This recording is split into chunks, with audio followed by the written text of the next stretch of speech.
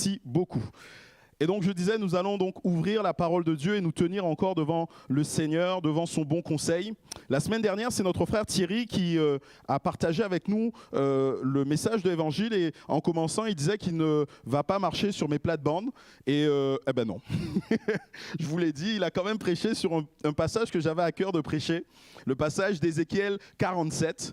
Et je me suis posé la question, est-ce que j'allais quand même prêcher dessus ? Je me suis dit, notre frère a dit beaucoup de choses, voire même tout ce que j'avais besoin de dire. Est-ce bien utile de reprêcher sur ce même passage ? Et je me suis souvenu de ce que Paul disait. Je ne me lasse pas de vous répéter les mêmes choses, car pour vous, c'est source de salut. Je ne me lasse pas de vous répéter les mêmes choses, car pour vous, elles sont source de salut. Et alors que je m'étais finalement résolu à changer de passage, eh bien, j'ai changé encore une fois d'avis et je vais revenir sur ce passage d'Ézéchiel 47. Et nous allons encore une fois considérer ce que le Seigneur veut nous dire au travers de tout cela.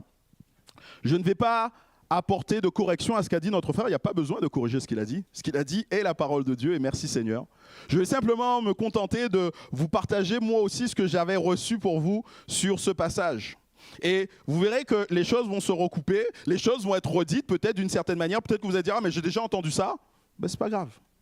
Je ne me lasse pas de vous répéter les mêmes choses car cela est bon pour votre salut. Et nous ouvrons la Bible et nous allons nous remettre ce passage en tête, l'Ézéchiel au chapitre 47. Vous le trouvez, Ézéchiel 47. Et nous allons lire à partir du verset 1er jusqu'au verset 12. Ézéchiel 47, verset 1er. Il me ramena vers la porte de la maison. Et voici de l'eau sortait sous le seuil de la maison à l'orient, car la face de la maison était à l'orient. L'eau descendait sous le côté droit de la maison, au midi de l'autel. Il me conduisit par le chemin de la porte septentrionale et il me fit faire le tour par dehors jusqu'à l'extérieur de la porte orientale. Et voici l'eau coulait du côté droit. Lorsque l'homme s'avança vers l'Orient, il avait à la main un cordeau et il mesura 1000 coudées. Il me fit traverser l'eau et j'avais de l'eau jusqu'aux chevilles. Il mesura encore 1000 coudées, il me fit traverser l'eau et j'avais de l'eau jusqu'aux genoux. Il mesura encore 1000 coudées et me fit traverser et j'avais de l'eau jusqu'aux reins. Il mesura encore 1000 coudées. C'était un torrent que je ne pouvais traverser car l'eau était si profonde qu'il fallait y nager. C'était un torrent qu'on ne pouvait traverser. Il me dit, as-tu vu, fils de l'homme ? Et il me ramena au bord du torrent. Quand il m'eut ramené, voici, il y avait sur le bord du torrent beaucoup d'arbres de chaque côté. Il me dit, cette eau coulera vers le district oriental, descendra dans la plaine et entrera dans la mer. Lorsqu'elle se sera jetée dans la mer, les eaux de la mer deviendront saines. Tout être vivant qui se meut vivra partout où le torrent coulera et il y aura une grande quantité de poissons. Car là où cette eau arrivera, les eaux deviendront saines et tout vivra partout et parviendra le torrent. Des pêcheurs se tiendront sur ses bords depuis En-Gedi jusqu'à En-Glaïm. On étendra des filets, il y aura des poissons de diverses espèces comme des poissons de la grande mer et ils seront très nombreux. Ces marais et ces fosses ne seront point assainis, ils seront abandonnés au sel. Sur le torrent, sur tous les bords de chaque côté croîtront toutes sortes d'arbres fruitiers. Leur feuillage ne se flétrira point et leurs fruits n'auront point de fin. Ils mûriront dans les mois parce que les eaux sortiront du sanctuaire. Leurs fruits serviront de nourriture et leurs feuilles de remède. Amen. Et nous continuons dans cette série que nous avons commencée, Avance en pleine eau. Et ce matin, je voudrais aborder avec vous le fait d'avancer en pleine eau dans la vie de l'esprit.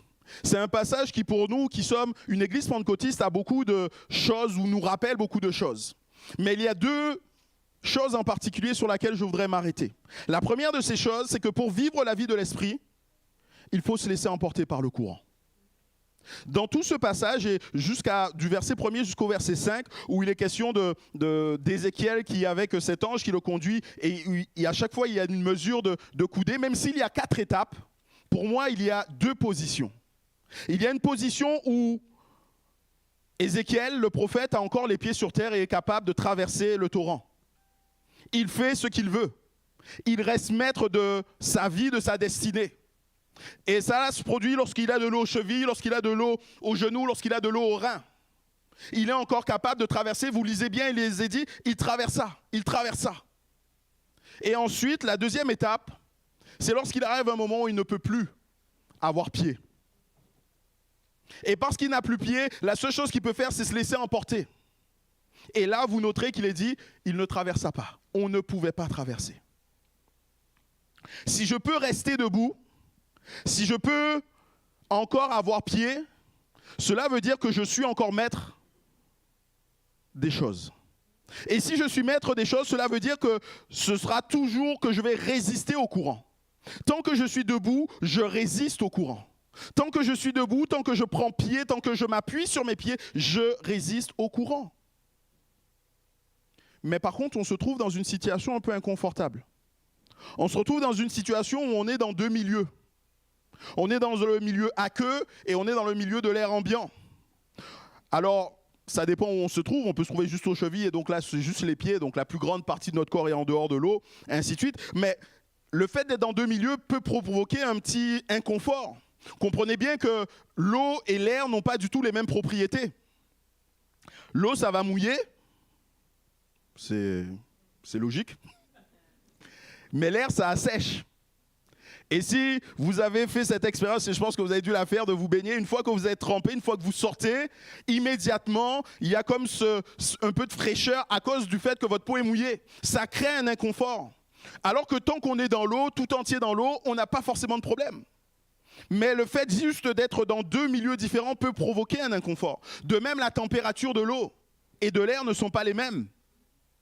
Dehors, il fait 40 degrés, l'eau est à 15 degrés.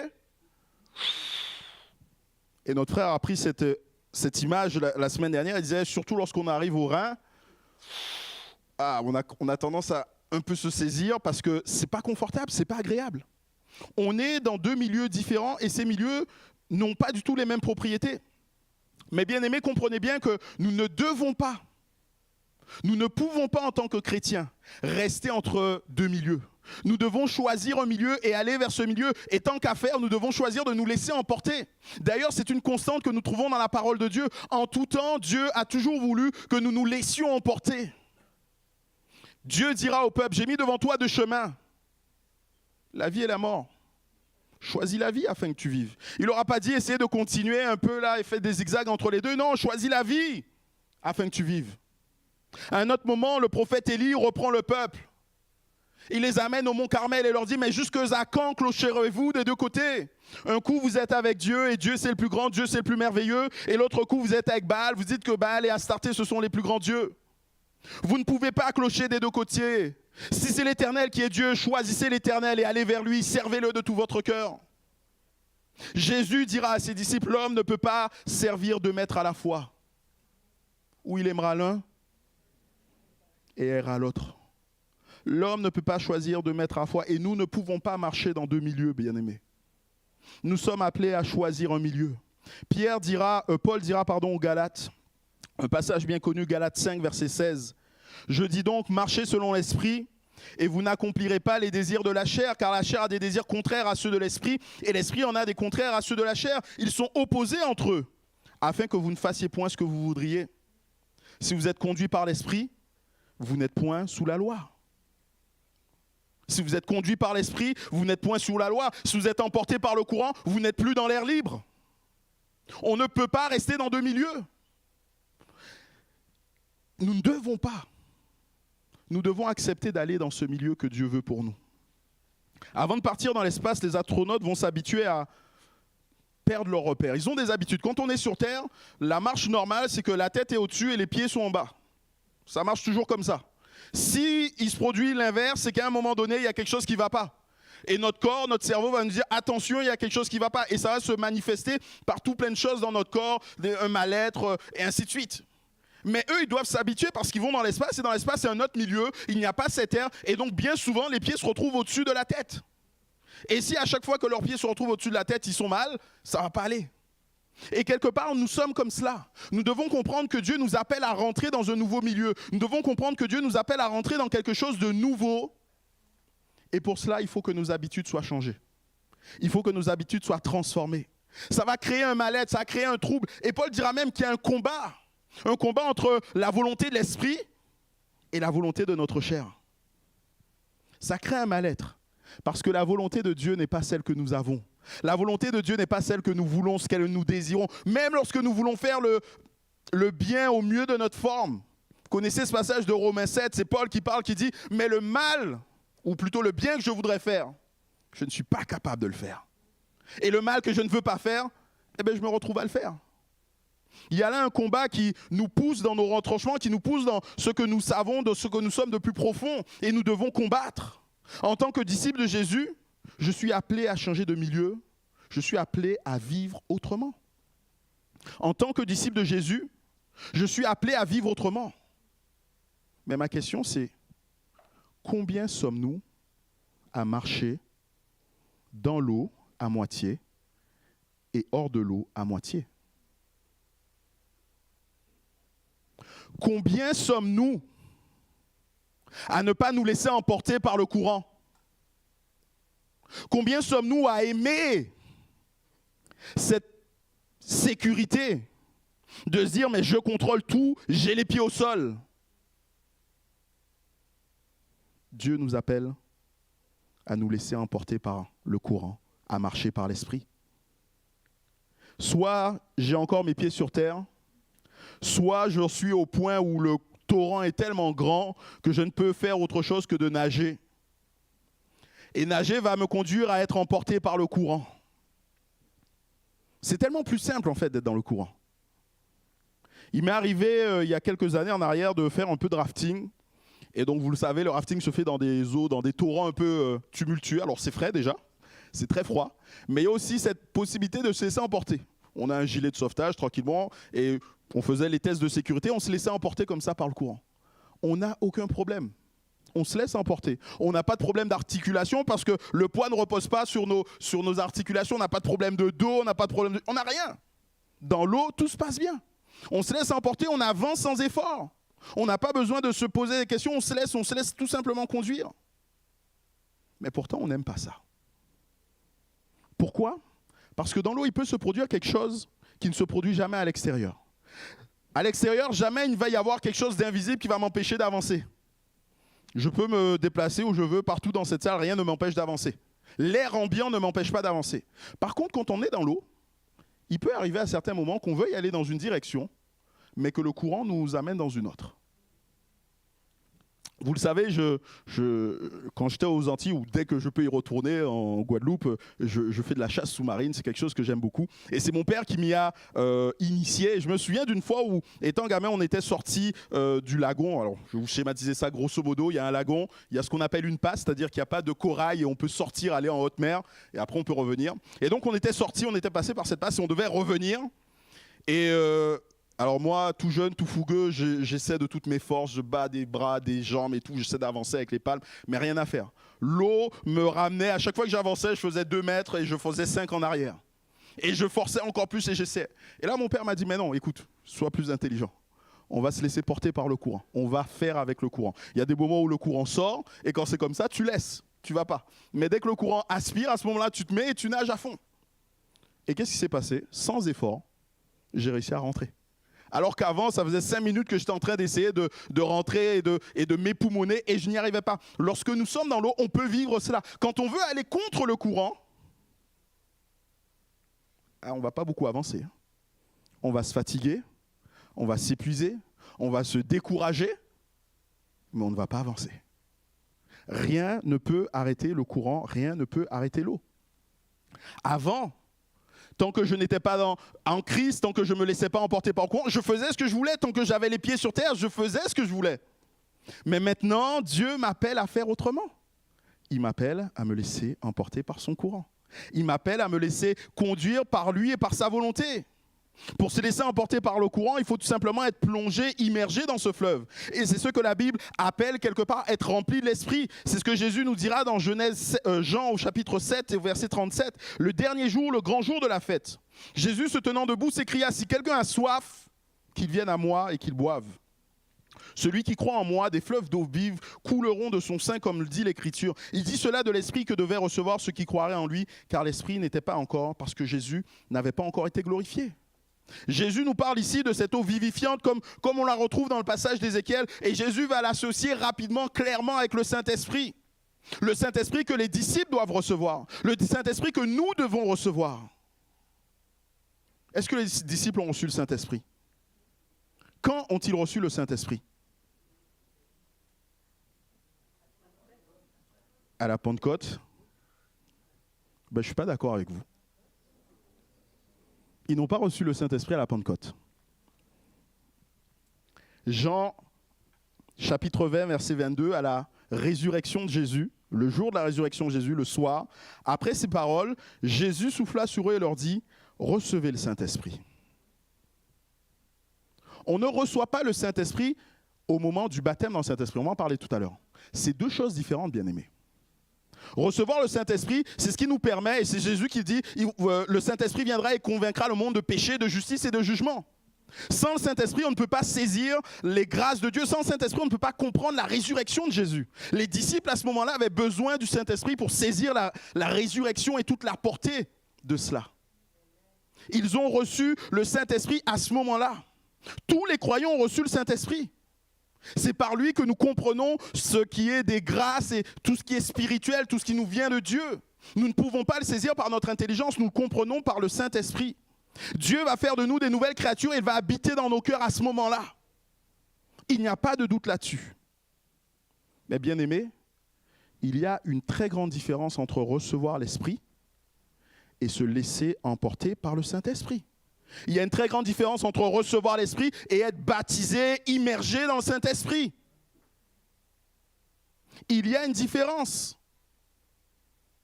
Et cette différence, on la trouve en lisant la parole de Dieu. Les disciples étaient cachés tant qu'ils n'avaient pas été remplis du Saint-Esprit. Et le moment où ils sont remplis du Saint-Esprit, ils sortent et ils ne sont plus du tout les mêmes. Être rempli de l'Esprit, c'est nager et se laisser porter par le courant de l'Esprit. Mais bien aimé, c'est quelque chose qui impacte toute notre vie, notre être entier, et qui n'a pas de limite de temps. Tout notre corps est immergé quand on est emporté par le courant. Je ne peux pas décider de laisser mon bras être emporté par le courant, mais de laisser mes pieds au sec parce que j'aime pas trop quand mes pieds sont mouillés. Ça ne marche pas comme ça. C'est mon être tout entier qui est emporté dans le courant. Dit autrement, cela veut dire qu'être rempli de l'Esprit, ce n'est pas simplement parler en langue. Être rempli de l'Esprit ne peut pas toucher uniquement une partie de mon être. Être rempli de l'Esprit touche mon être tout entier. Ma bouche, ma langue est touchée, mais ma mentalité est transformée. Ce que je fais avec mes mains est changé. Ce que je mets comme priorité est changé. Je suis rempli de l'Esprit. C'est tout mon être entier qui est touché.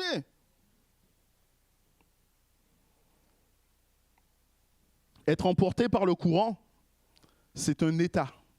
Je suis emporté par le courant. Ce n'est pas juste une expérience qui est passée mais qui ne se reproduit pas. Ce n'est pas juste une connaissance mais c'est quelque chose qui est et qui doit durer. Et bien aimé, malheureusement, certains ont parlé en langue et ont fait cette merveilleuse expérience. Mais qu'en est-il de cette expérience aujourd'hui? Qu'en est-il de cette expérience aujourd'hui? Parler en langue ne signifie pas se laisser porter. Et je veux me permettez-moi d'être un peu direct. La Bible nous dit, acte 2, ils furent tous remplis du Saint-Esprit et se mirent à parler en d'autres langues. On parle en d'autres langues quand on est rempli du Saint-Esprit. Cela veut dire que quand je ne suis pas rempli de l'Esprit, je peux prononcer des paroles, mais est-ce que je suis en train de parler en langue? Est-ce que je suis en train de faire ce que la Bible nous dit, s'édifier soi-même? Quand, juste avant de prier, je me suis embrouillé avec un voisin, avec ma femme ou que sais-je encore, et que j'arrive en prière et je commence tout de suite à parler en langue, est-ce que vous pensez que je suis rempli de l'Esprit?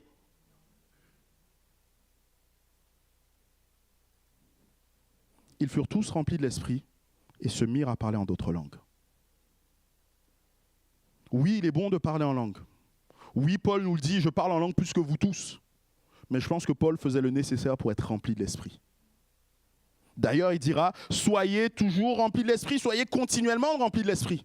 Il ne nous dit pas, parler continuellement en langue. D'ailleurs, ça ne serait pas possible pour nous.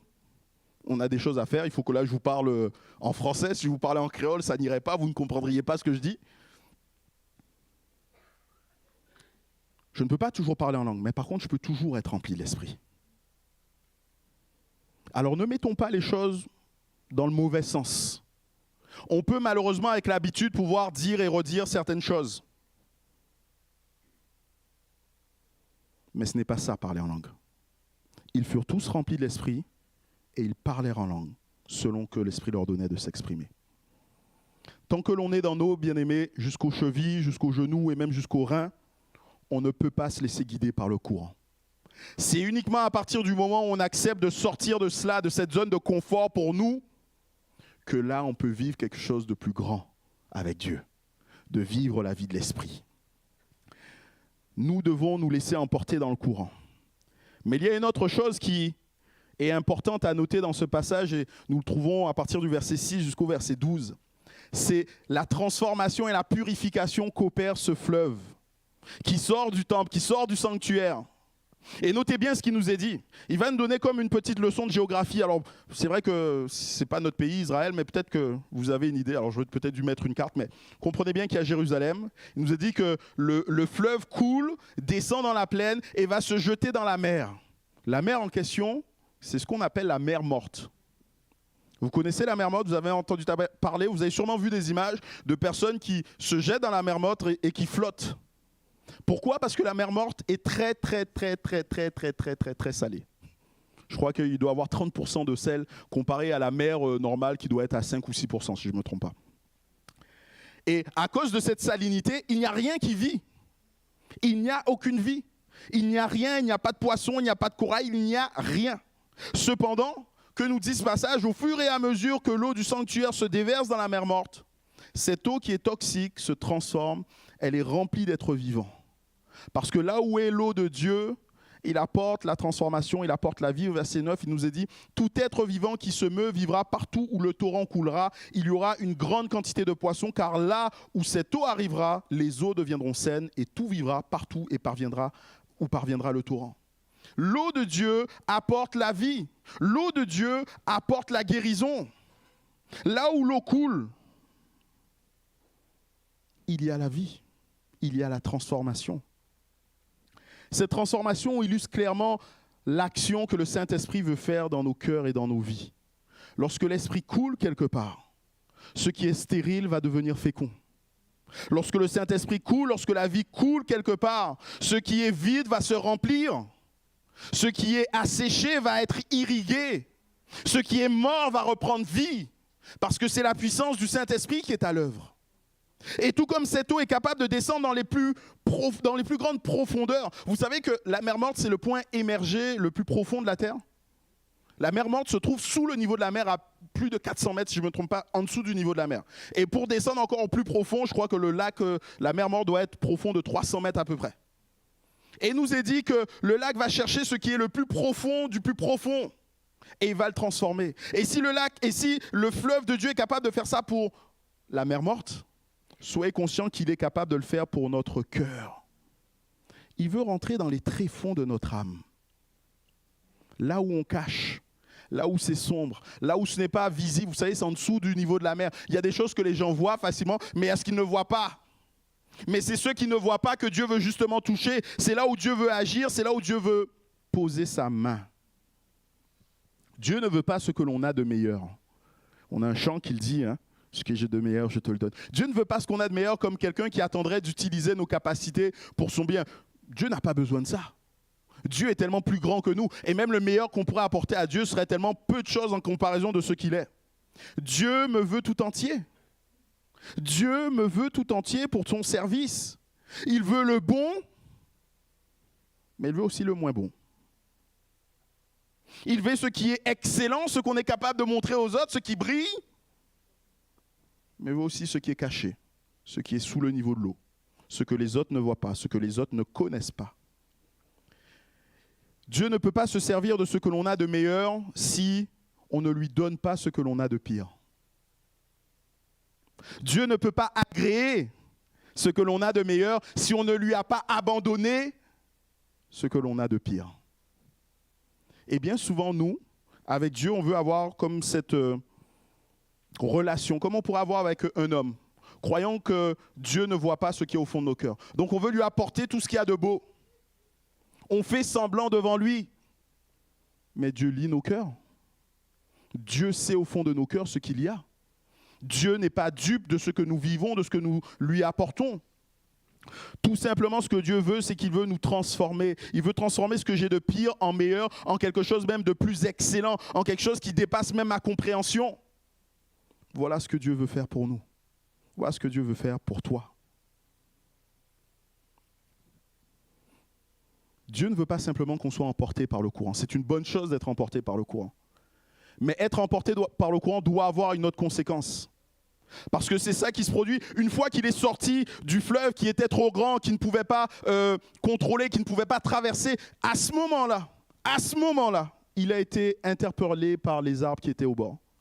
Avant, il ne les avait pas vus. Avant, il a traversé. Donc, je pense que ce qu'il a dû se passer, c'est que l'ange l'a emmené, il a mesuré 1000 coudées, il a dit, écoute, traverse. Il a traversé. Il s'est retrouvé de l'autre côté. Il n'y avait rien à dire. On a fait la même chose. Il était au genou. Il a fait la même chose, il était au rein, il n'y avait rien sur les bergers, il pouvait traverser. Après, il a fait 1000 mètres et là, il a dit « Oh, mais je ne peux pas, je suis emporté ». Il a ramené à la rive et là, une fois qu'il est à cet endroit où on se laisse emporter par le courant, il est comme frappé, il se dit « Mais la faune et la flore ont changé autour de moi. Avant, ce n'était qu'un désert, avant, il n'y avait rien et maintenant, je vois des arbres. Maintenant, je vois des pêcheurs qui lancent des filets. Maintenant, il y a des poissons. Là où il y avait le désert, il y a une oasis qui prend vie. »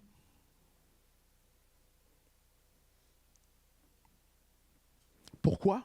Parce que Dieu ne veut pas simplement nous laisser emporter par le courant. Il veut que l'on vive une transformation en profondeur.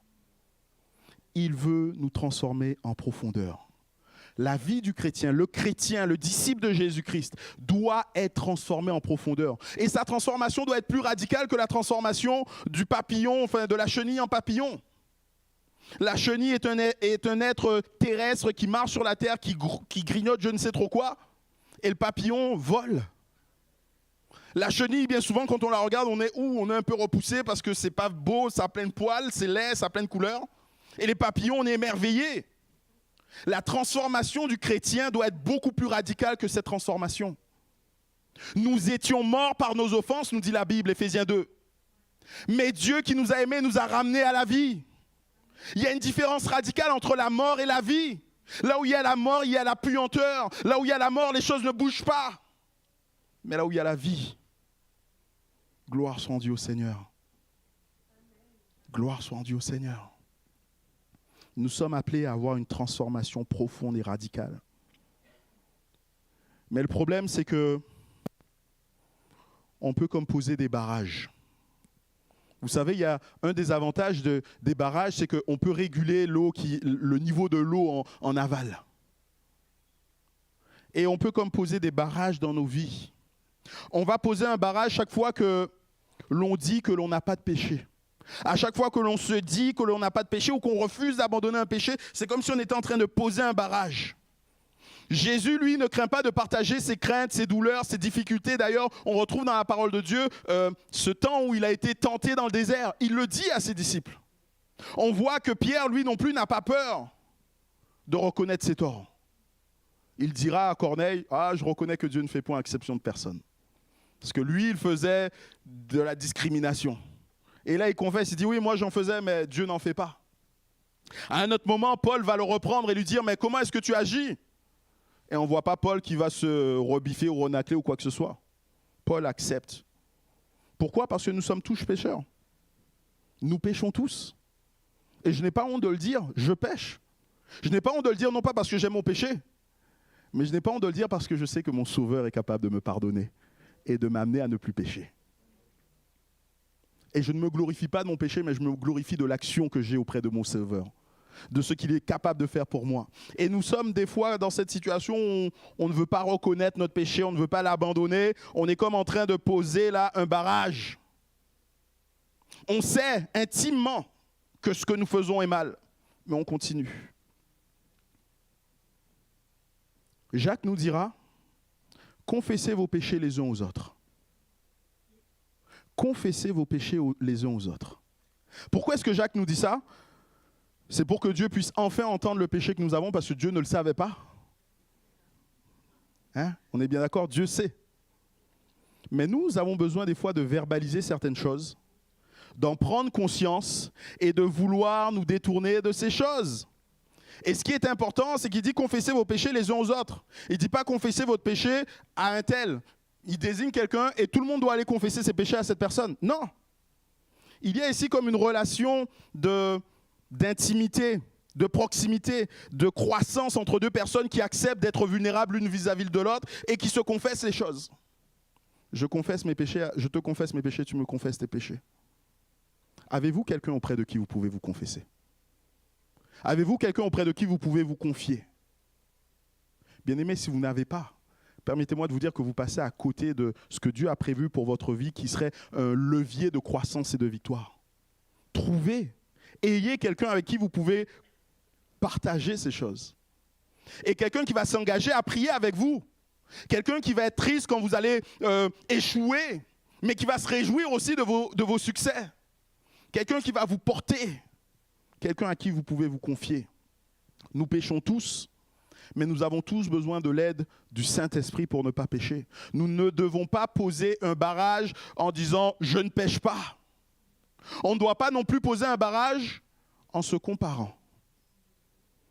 Connaissez cette célèbre phrase du général ? Quand je me regarde, je m'inquiète, mais quand je me compare, je me rassure. Ça va tout de suite mieux quand je regarde les autres. Je me dis, ah ben finalement, je ne suis pas le plus mauvais. Et on a toujours cette manière d'être, de vouloir se comparer. Jésus, à sa résurrection, il va venir vers Pierre, il va restaurer Pierre, il va expliquer à Pierre tout ce qui va se passer. Il a dit, tu étais jeune et tu allais où tu voulais, mais quand tu seras vieux, on te lira, ainsi de suite.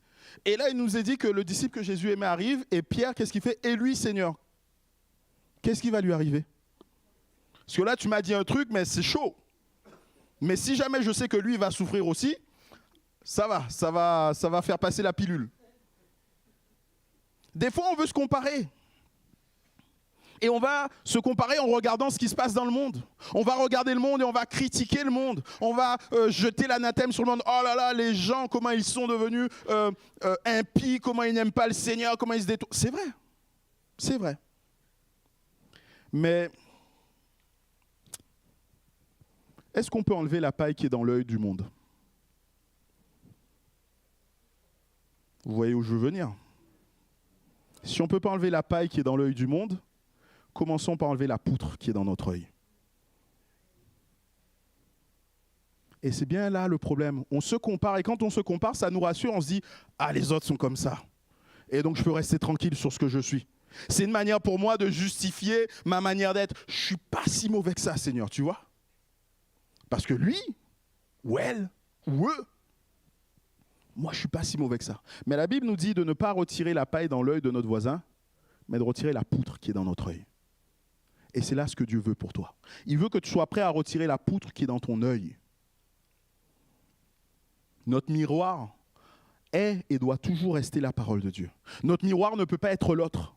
Notre miroir, c'est la parole de Dieu. La parole de Dieu va nous amener à nous voir tels que nous sommes, tels que Jésus nous voit.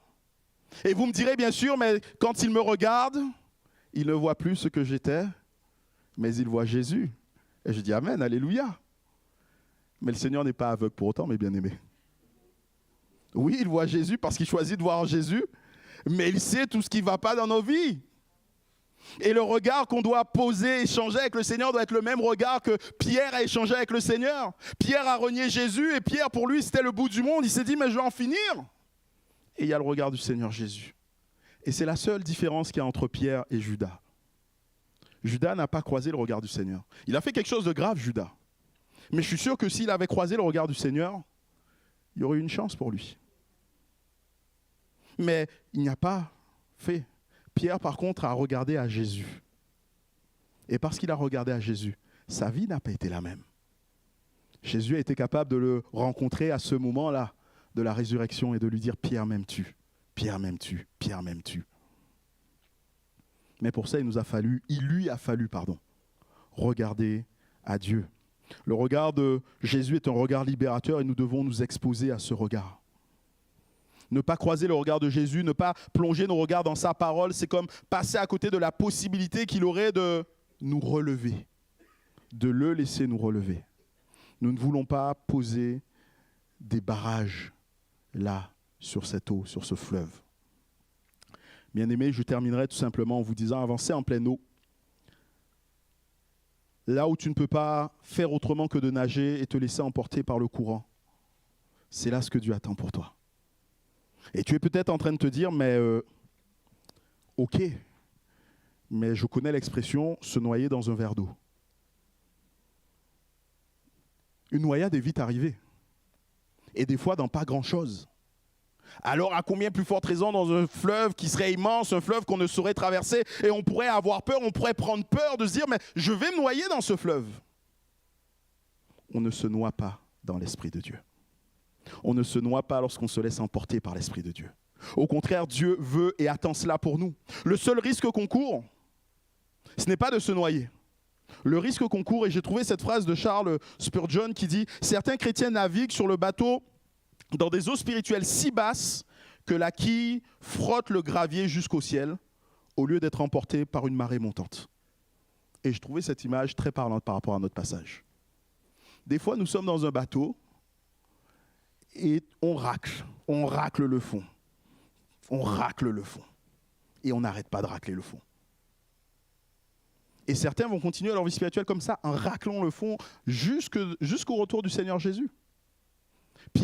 Paul, aux Corinthiens, prendra cette image et dira « Attention à la manière dont vous construisez sur ce solide fondement qui est Jésus-Christ. » Il dit « Certains vont construire, au final, quand Jésus va apparaître, tout ça va être brûlé.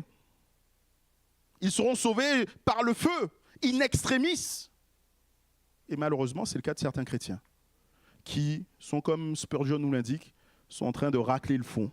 Ça fait 10 ans qu'ils sont convertis, mais l'eau n'a pas monté. Elle a peut-être baissé, mais elle n'a pas monté. Et ils continuent à racler le fond. On ne se noie pas dans l'esprit.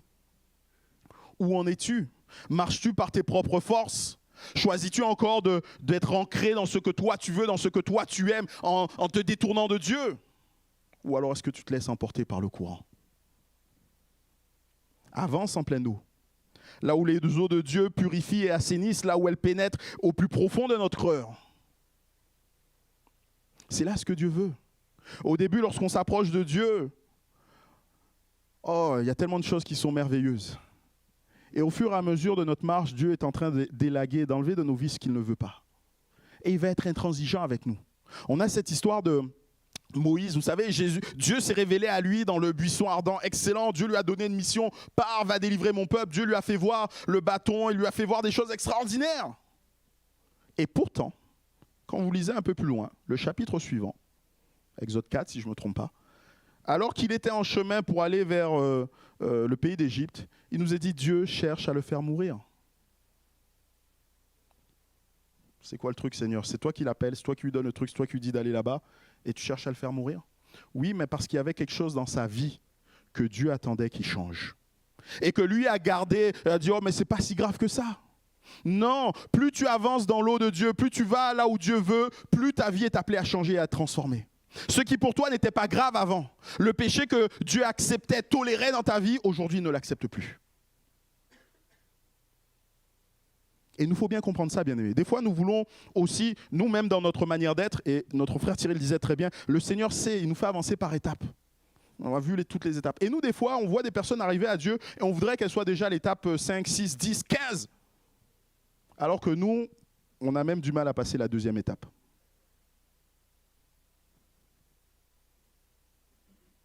Chacun va à son rythme, mais chacun doit progresser.